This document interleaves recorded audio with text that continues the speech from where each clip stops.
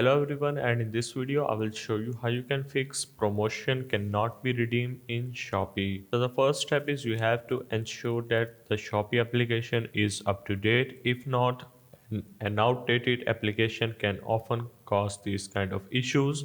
Check your Google Play Store or App Store to make sure that your Shopee is up to date.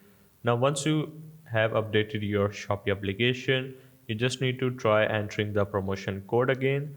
Also, remember to double check the code because a common mistake is confusing the number 0 with the letter O.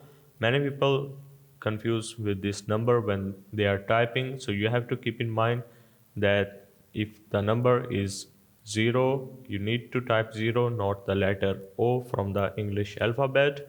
If you are still facing issue, it could be that the promotion has been fully redeemed or expired.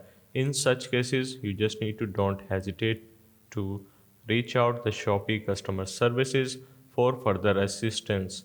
So that's the whole process of how you can fix promotion cannot be redeemed in Shopee.